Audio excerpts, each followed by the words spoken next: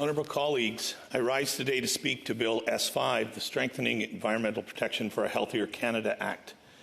As you know, I'm a long-time supporter of the agricultural industry, and it's what I know best. And so you can likely assume that my focus today will be the way in which Bill S-5 may impact the agricultural industry.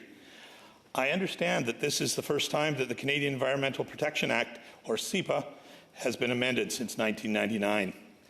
It is clear, as my colleague, the Honourable Senator Couture, highlighted in his earlier speech, that a great deal has changed since then. A great deal has changed about our world in general, but also in the world of agriculture. Farming is smarter and more connected now than it has ever been before. As things are continuing to change, the agriculture community is ready to change with it. That being said, I've recently learned from a few agricultural stakeholders that there are minor concerns. I say minor concerns about the inclusion of and language around the precautionary principle throughout the bill, particularly since it states that an evidence weight-based approach and a precautionary approach should be taken. Members of the agriculture community are concerned that it's commonly understood that a precautionary approach is used in the absence of data. A weight of evidence approach, on the other hand, suggests that there is evidence in place. While the balance between the precautionary principle and the weight of evidence approaches referenced in the bill isn't new, it is, as it already is in CEPA, there's a need for clarity as to how it is to be applied to the broader subset of potentially toxic substances this bill brings into CEPA consideration. It is important to note that there is existing guidance on how the two are balanced by Environment and Climate Change Canada. However, agricultural stakeholders have highlighted to me the critical need to ensure the end result is as fully informed decision-making as possible. And I agree with their concern that Canadian regulators should have a clear mandate to pursue additional evidence where it is found lacking.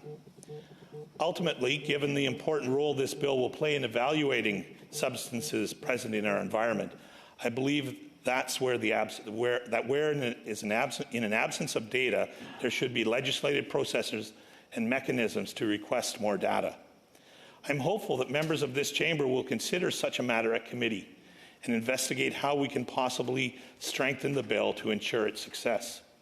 Another area that members of the agricultural industry have flagged is regarding chemistries that are not yet registered as pesticides and whether or not they will fall under CEPA.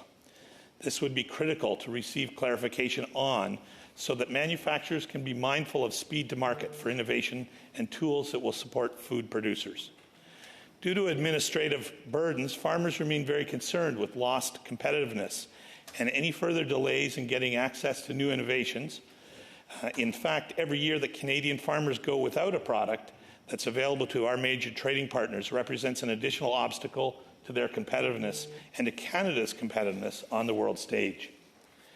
Health and safety are paramount for farmers and to farmers, but the efficiency of Canada's regulations in addressing this priority needs to be examined closely to ensure it supports and strengthens the competitiveness of the Canadian agricultural industry. Lastly, one additional concern that the agricultural stakeholders have raised is with respect to Section K, wherein it states, and I quote, "expands certain regulation-making, information gathering and pollution prevention powers under that Act, including by adding a reference to products that may release substances into the environment." Depending on how they are applied, there is a question about whether these powers will impact on-farm activities. I'm hopeful that farmers in the greater agricultural community will be consulted on this section to assess the potential implications. Finally, as Senator Couture highlighted, thousands of substances have been identified as needing risk assessment, and many that have been previously assessed may require reevaluation because of new uses, new scientific information, and/or greater exposures than were the case at the time of the original evaluation. This could cause delays and backlogs in use of these substances, which could potentially lead to further issues and concerns. While I am pleased to see that the time is being taken to understand the potential risks of these substances, we must ensure it is an efficient and effective process. All that being said, there are aspects of the bill that members of the agriculture community have voiced their support for, namely the efforts to reduce, refine, and replace animal testing. Agriculture has actively worked as a partner in working towards this change, but it cannot be successful without further support from government. I heard from Syngenta Canada, a leading agricultural company offering innovative products, expert agronomic advice, and support for best management practices on their work in animal testing. They shared that the scientific community has been working to help the government make scientifically backed decisions that protect both human and environmental health with the use of less animal studies. And to that end, Syngenta has been working with multiple agencies to develop other methods and evaluation strategies that will allow the agricultural industry, government, and regulatory agencies to make better decisions. In fact, some of the methods they have developed and advocated for have been accepted already by regulatory agencies. As a long-standing member of the agriculture community, I've risen on a number of occasions in the Senate of Canada chamber to highlight the role of Canadian agriculture in relation to their efforts to protect the environment and support the fight against climate change. Across this country, farmers are changing the way they farm by adopting more sustainable approaches like, for example, the way they seed, till, and prepare their land, and the way they control their weeds. Practices such as crop rotation and the use of cover crops to help improve soil health, slow erosion, and increase soil organic matter, all which promote healthy crops and livestock, as well as contribute to a healthy ecosystem. All of this to help support a healthier, more sustainable environment. The challenge for agriculture and the agri-food sector will be to mitigate greenhouse gases while adapting to the impacts of climate change without jeopardizing food security. And to do so, Canadian agriculture producers and food processors will need government support in transitioning their operations to be more sustainable. And they will also require the government to continue engaging with the industry as they seek to change decades-long practices and procedures. On that note, I would like to commend the government for its recently published discussion document on reducing emissions arising from the application of fertilizer in Canada's agricultural sector. This document addresses one of the measures put forward in the government's Strengthened Climate Plan, which is a national target to reduce absolute levels of GHG emissions arising from fertilizer application by 30% below 2020 levels by 2030. This is an important measure. While many in the agriculture sector are already working to improve nutrient management and reduce emissions associated with crop production, it is important to note that fertilizers are responsible for a growing share of the overall agricultural emissions. So I was pleased to see that the document discusses the 4R nutrient stewardship approach developed by Fertilizer Canada, as it was raised by a large number of stakeholders during the first phase of consultations as a pathway for achieving emission reductions.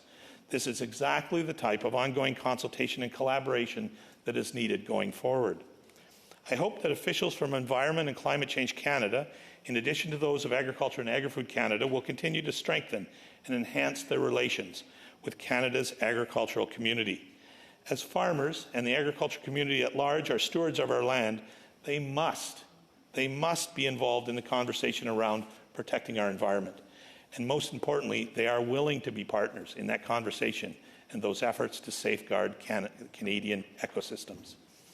Honourable colleagues, I'm pleased to see that steps are being taken to update the Canadian Environmental Protection Act, especially after so much has changed since 1999, including in our understanding of the environment. However, as I mentioned earlier, the agriculture community has some concerns about the language and the use of the matters included in Bill S-5. And we all believe these issues should be investigated further by both the committee and by government. Further, it is my hope that this investigation will lead to amendments to this bill in committee and therefore before it reaches the other place.